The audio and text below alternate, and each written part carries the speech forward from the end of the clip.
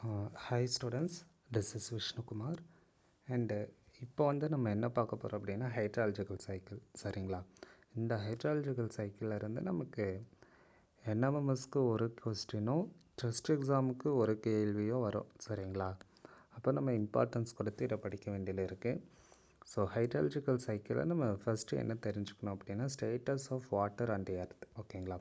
எர்த்தில் எவ்வளோ வாட்டர் இருக்குது, பேசிக் concepts of cycle என்னென்ன பேசிக் கான்செப்ட்ஸ் இருக்குது, different components of hydrological cycle என்னென்ன காம்போனன்ட்ஸ் இருக்குதுன்னு இந்த 3 பாயிண்ட்ஸில் நம்ம இந்த லெசனை படிக்கணும். ஸோ ஃபஸ்ட்டு நீங்கள் இந்த ஒரு இன்ட்ரோடக்ஷன் இதை நீங்கள் படிச்சிங்கன்னா என்ன சொல்லியிருப்பாங்கன்னா ஜஸ்ட் வாட்டர் ஒரு எலிமெண்ட். அதே மாதிரி வாட்டர் நம்ம ஹியூமன் பீயிங்ஸ்க்கும் அனிமலுக்கும் தேவை, இந்த மாதிரி அவங்க ஃபுல்லாகவே டீட்டெயிலாக சொல்லியிருப்பாங்க. அதே மாதிரி நீங்கள் அதை ஜஸ்ட் படித்து வச்சுக்கோங்க. அடுத்தது வாட்டர் அண்ட் எர்த்து. ஸோ இப்போ இந்த வாட்டர் அண்ட் எர்த்து நம்ம எடுக்கிறப்ப என்ன அப்படின்னா நம்ம பூமி 71% வாட்டரால் கவர் பண்ணப்பட்டிருக்கு. ஓகேங்களா? அந்த 71% வாட்டரில் எர்த்தோட டோட்டல் வாட்டர் சால்ட் வாட்டர். ஓகேங்களா? 97% இருக்குது. அதில் ஃப்ரெஷ் வாட்டர் ஒரு 2.80% இருக்குது. அந்த 2.8% எங்கே இருக்குது அப்படின்னா கிரவுண்ட் வாட்டர், அதே மாதிரி ஐஸ் கேப் அண்ட் கிளேஷியஸில் இருக்குது. சரிங்களா? அண்ட் அதில் இன்னும் டீட்டெயிலாக பிரிக்கிறப்ப ஒரு சர்ஃபேஸ் வாட்டரில் ஒரு 0.13 இருக்குது, அதர்ஸில் ஒரு 0.19 இருக்குது. அந்த அதர்ஸுங்கிற மாதிரி என்ன இருக்குது அப்படின்னா சரிங்களா, அதர்ஸில் 0.90 இருக்குது. சர்ஃபேஸ் வாட்டர் ஸ்வாம்ஸு, லேக்ஸ், ரிவர்ஸ் இதிலலாம் இருக்குது. அப்போ நீங்கள் என்ன புரிஞ்சுக்கணுன்னா எர்த்தோட டோட்டல் வாட்டர் எவ்வளோ, ஃப்ரெஷ் வாட்டர் எவ்வளோ, சர்ஃபேஸ் வாட்டர் எவ்வளோ அப்படிங்கிற இந்த டீட்டெயிலை நீங்கள் தனியாக படித்து வச்சுக்கணும். ஏன்னா இதில் கேள்விகள் கேட்க வாய்ப்புகள் இருக்குது. அடுத்தது அதோட எஸ்டிமேஷன் இங்கே கொடுத்துருப்பாங்க. ஸோ வாட்டர், அந்த வாட்டர் சோர்ஸ் அது எவ்வளோ பர்சன்டேஜில் இருக்குது, வால்யூம் ஆஃப் வாட்டர் எவ்வளோ. நெக்ஸ்ட்டு என்ன அப்படின்னா நம்ம இந்தியாவில் வாட்டர் எங்கே இருக்குது அப்படின்னா ஒரு 3 சோர்ஸஸில் இருக்குது. Precipitation, surface water, ground water. So இந்த 3 பற்றி நீங்கள் டீட்டெயிலாக படிங்க. இதுக்கப்புறமா hydrological cycle or water cycle. So hydrology is the science which deals the various aspects of water. ஓகேங்களா? ஸோ ஹைட்ராலஜி அப்படிங்கிறது என்னென்னா மற்ற வாட்டரை பற்றி படிக்கிற ஒரு பிரிவு. சரிங்களா? அண்ட் இதை மட்டும் நீங்கள் ஜஸ்ட்டு பார்த்துக்கோங்க, மீதி இம்பார்ட்டன்ட் இல்லை. அண்டு இங்கே வரப்போ hydrological cycle is a circulation of water. So hydrological சைக்கிள்னால் என்ன? Circulation of water. சரிங்களா? அது மட்டும் இல்லாமல் it is a continuous process and takes place நேச்சுரல்னு சொல்லியிருக்காங்க. மொத்தம் 3 இம்பார்ட்டன்ட் ஃபேஸஸ் இருக்குது. Evapotranspiration, precipitation, runoff. அப்போ எவாப்ரேஷனும் டிரான்ஸ்பிரேஷனும் இங்கே ஒன்றா சேர்த்துருக்காங்க. ஏன் சார் ஒன்றா சேர்த்தாங்க அப்படிங்கிறத நீங்கள் ஒரு கேள்வி இங்கே கேட்கணும். சரிங்களா? எவாப்ரேஷனாக என்ன, டிரான்ஸ்பிரேஷனாக என்ன அப்படிங்கிற மீனிங் நீங்கள் தெரிஞ்சுக்கணும். ஸோ இந்த ஒரு படம் கொடுத்துருப்பாங்க, இதை லாஸ்ட்டு நம்ம பார்ப்போம். அடுத்தது components of hydrological cycle. So hydrological சைக்கிளில் நம்ம காம்போனன்ட்ஸை பார்க்கணும். மொத்தம் ஒரு 6 காம்போனண்ட் இருக்குது. சரிங்களா? Evapotranspiration, condensation, precipitation, infiltration, percolation and run off. சரிங்களா? அடுத்தது எவாப் டிரான்ஸ்பிரேஷன் என்ன, நீங்கள் இதை பாருங்கள். இந்த meaning important. It is defined as the total loss of water from the earth through evaporation from the surface water bodies and the transpiration from vegetation. அப்போ என்ன சொல்ல வராங்க அப்படின்னா வாட்டர் எவாப்ரேஷன் மூலயமா லாஸ் ஆகிறது. சரிங்களா? அது மட்டும் இல்லாமல் டிரான்ஸ்பிரேஷன் ஃப்ரம் வெஜிடேஷன், இது ரெண்டுத்துலேயுமே வர்றதுனா எவாப் டிரான்ஸ்பிரேஷன் சொல்லியிருக்காங்க. அதுக்கப்புறம் in gravity area it is difficult to determine the evaporation and transpiration separately. அதனால தான் இது எவாப் டிரான்ஸ்பிரேஷன் சொல்கிறாங்க. ஓகேங்களா? அண்ட் இதுக்கான மீனிங் இன்னும் நம்ம டீட்டெயிலாக தெரிஞ்சுக்கணும். சரிங்களா?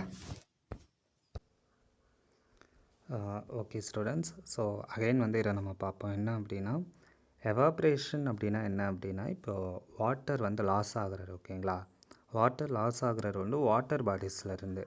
அதாவது இப்போ ஏரி, குளம், குட்டை இந்த ஒரு பகுதியிலிருந்து வாட்டர் லாஸ் ஆனால் அதுக்கு பேர் எவாப்ரேஷன். சரிங்களா? அதுவே இப்போ தாவரங்கள் இருக்குது, ஓகேங்களா? தாவரங்கள்லேருந்து நம்ம வாட்டர் வந்து வெளியிடும்ல, அதுக்கு பேர் வந்து என்ன அப்படின்னா தவறுக்கு பாருங்கள், டிரான்ஸ்பிரேஷன் ஃப்ரம் வெஜிடேஷன். சரிங்களா? ஸோ ஏன் இதை இப்படி இவங்க சொல்லியிருக்காங்க அப்படின்னா, it is difficult to determine the evaporation and transpiration. ஓகேங்களா? ஒரு கிராப்டு ஏரியா, ஒரு விவசாயம் பண்ணுற ஏரியாவில் வந்து இது ரெண்டுத்தையுமே தனித்தனியாக பிரிக்க முடியாது. அதனால் அவங்க ரெண்டுமே ஒன்றா சேர்த்துருக்காங்க அப்படின்னு நம்ம புக்கில் கொடுத்துருக்காங்க. ஸோ நீங்கள் இதை மட்டும் நீங்கள் புரிஞ்சுக்கணும். சரிங்களா? அண்ட் இப்போ தனித்தனியாக அதோட டெஃபினேஷன் என்ன, அதில் என்ன இருக்குது அப்படின்னு நம்ம புக்கில் கொடுத்துருக்காங்க, நம்ம அதை பார்ப்போம். ஸோ எவாப்ரேஷன் என்னன்னா, evaporation refers to the process in which the liquid form of water changes into gaseous form. So எவாப்ரேஷனுங்கிறது என்னென்னா, லிக்விட் ஃபார்மில் இருந்து வாட்டர் கேஷியஸ் ஃபார்மாக மாறதுக்கு பேர் எவாப்ரேஷன். சரிங்களா? வாட்டரை 100 டிகிரி செல்சியஸில் நம்ம பேர்ன் பண்ணுறப்போ இது நடக்கும். சரிங்களா?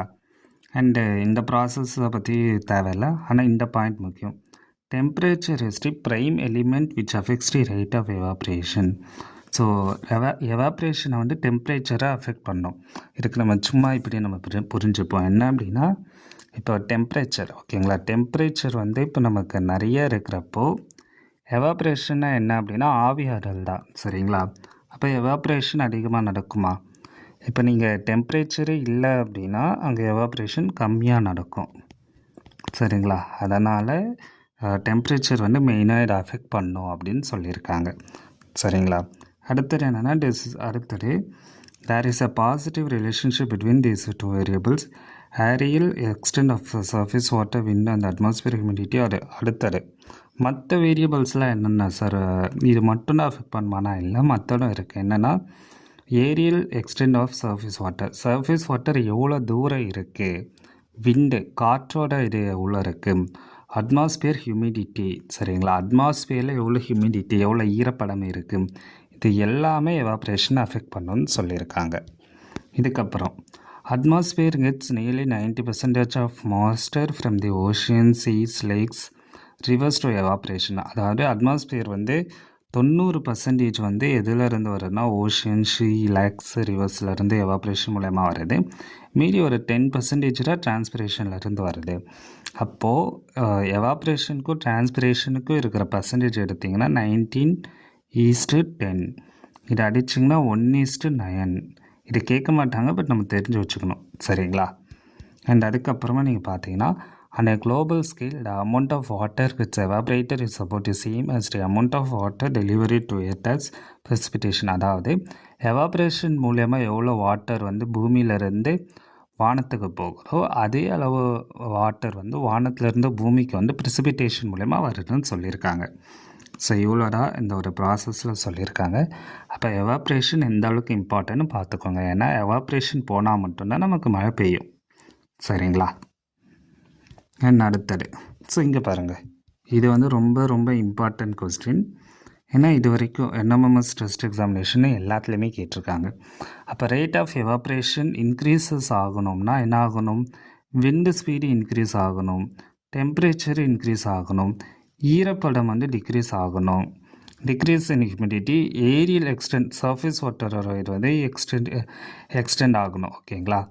ஏன் இதை நான் அங்கே சொன்னேன்னு புரியுதுங்களா? ஏன்னா டெம்பரேச்சர் இன்க்ரீஸ் ஆகணும். ஸோ இதை மட்டும் நீங்கள் நல்லா டீட்டெயிலாக பார்த்துக்கோங்க, இதை புரிஞ்சுக்கோங்க. இதை நீங்கள் புரிஞ்சுக்கிட்டிங்கன்னா ஒரு கேள்வி என்எம்எம்எஸில் ஆன்சர் பண்ணலாம்.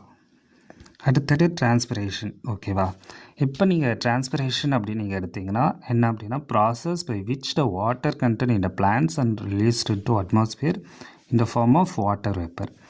ஸோ இப்போ இதை நீங்கள் என்ன பார்க்கணும் அப்படின்னா, டிரான்ஸ்பிரேஷன் அப்படின்னா நீங்கள் எடுத்திங்கன்னா வாட்டர் இருக்கா, அந்த வாட்டர் பிளான்ட்டில் இருக்கிற வாட்டர் வந்து அட்மாஸ்பியருக்கு எப்படி ரிலீஸ் ஆகும்னா வாட்டர் வேப்பராக மாறும்னு சொல்லியிருப்பாங்க. ஸோ வாட்டர் வேப்பர் அப்படின்னு நீங்கள் பார்த்தீங்கன்னா சின்ன சின்ன வாட்டர் வந்து இந்த தாவரங்கள் மேலே இருக்கும்ல, காலையில் அதிகாலையில் நீங்கள் எழுந்து பார்த்தீங்கன்னா தெரியும். ஸோ அந்த மாதிரி இது பண்ணும். சரிங்களா?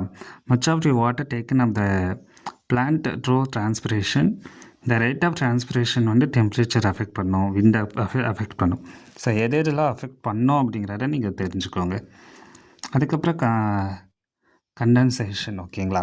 அண்ட் கண்டென்சேஷனை பொறுத்தளவுக்கு என்ன அப்படின்னா, it refers to the process in which the gaseous forms of water changes into liquid form. அதாவது கேஷியஸ் ஃபார்ம்லேருந்து வாட்டர் வந்து லிக்விட் ஃபார்மாக மாறுது.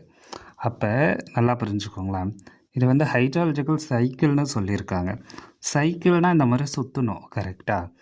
அப்படி பார்த்திங்கன்னா இப்போ வாட்டர் வந்து லிக்விட் ஃபார்ம்லேருந்து கேஷியஸ் ஃபார்மாக மாறதுக்கு பேர் என்ன, கேஷியஸ் ஃபார்ம்லேருந்து லிக்விட் ஃபார்முக்கு மாறதுக்கு பேர் என்ன, இவ்வளோ தான் இந்த ஒரு லெசனு, சரிங்களா. அப்போ எவாப்ரேஷன் அப்படிங்கிறது என்ன அப்படின்னா, லிக்விட் ஃபார்ம்லேருந்து கேஷியஸ் ஃபார்முக்கு மாறுது, இதுக்கு பேர் எவாப்ரேஷன், சரிங்களா. எவாப்ரேஷன் அது இருங்க. அப்போ லிக்விட் ஃபார்ம்லேருந்து கேஷியஸ் ஃபார்முக்கு மாறதுக்கு பேர் வந்து என்ன அப்படின்னா எவாப்ரேஷன், சரிங்களா. அப்போ கேஷியஸ் ஃபார்ம்லேருந்து லிக்விட் ஃபார்முக்கு மாறதுக்கு பேர் என்ன, கண்டென்சேஷன். அப்போ இந்த ஒரு மீனிங்கை நீங்கள் தெரிஞ்சுக்கணும். அண்ட் இதை பற்றி நீங்கள் ஃபுல்லாக புரிஞ்சுக்கணும், அப்போ தான் இந்த லெசன் புரியும், சரிங்களா. அப்போ ப்ரெசிபிடேஷனாக என்ன அப்படின்னா, அது ஜஸ்ட் வந்து ரெயின், ஓகேவா, மழை பெய்யுறது, சரிங்களா. அப்போ எவாப்ரேஷனுக்கும் கண்டென்சேஷனுக்கு இருக்க டிஃப்ரென்சஸ் புரியுதா. அண்டு இப்போ நம்ம என்ன பார்க்கலாம் அப்படின்னா, இந்த கண்டென்சேஷனை அடுத்த வீடியோவில் பார்க்கலாம். பட் இப்போது இந்த கேள்வி எங்கே என்எம்எம்எஸில் டெஸ்ட்டில் கேட்டிருக்காங்க அப்படின்னா உங்களுக்கு ஸ்க்ரீனில் காமிக்கிறேன். அதோட இந்த ஒரு கிளாஸை நம்ம என் பண்ணிக்கலாம். ஓகே ஸ்டூடெண்ட்ஸ், ஸோ இப்போ நீங்கள் இங்கே பார்த்தீங்கன்னா தோற்கா the rate of evaporation increases with, so evaporation increase ஆகணும்னா என்ன இருக்குது, டிக்ரீஸ் இன் டெம்பரேச்சரா, இல்லை ஹியூமிடிட்டி இன்க்ரீஸ் ஆகணுமா, இல்லை ஏரியல் வந்து கம்மியாகணுமா, இல்லை. அப்போ எங்கே டிக்ரீஸ் ஆகும் எங்கே இன்க்ரீஸ் ஆகும் நீங்கள் தெரிஞ்சுக்கணும், சரிங்களா. அண்ட் இங்கே பாருங்கள், the process in which the water vapor content in the plants is released into the atmosphere in the form of water vapor. அப்போ என்ன இங்கே கேட்டிருக்காங்க அப்படின்னா, டிரான்ஸ்பிரேஷனை கேட்டிருக்காங்க. அப்போது இதிலேருந்து நீங்கள் என்ன புரிஞ்சுக்கணுன்னா, புக்கில் இருக்கிற டெஃபினிஷன் முக்கியம், ஓகேங்களா. ஏன்னா இது டெஃபினிஷனை பேஸ் பண்ணி. அப்போ அடுத்த வருஷம் எவாப்ரேஷன், கண்டென்சேஷன், ப்ரெசிபிடேஷன் அந்த எக்ஸாம்பிள்ஸ் கேட்கலாம். இந்த மாதிரி டெஃபினிஷன் ப்ராசஸ்ன்னு ஆரம்பிக்கிற மாதிரி கொடுத்து டேஷ் கேட்கலாம். அதே மாதிரி இங்கே பாருங்கள், ட்ரஸ்ட் எக்ஸாம்லேயுமே இது கேட்டிருக்காங்களா, rate of evaporation increases with, எல்லாமே கரெக்டாக கொடுத்து all of the above answer. அப்போ நம்ம அடுத்த வீடியோவில் வந்து நம்ம இதை பற்றின ஃபுல் டீட்டெயிலுமே நம்ம பார்க்கலாம், சரிங்களா.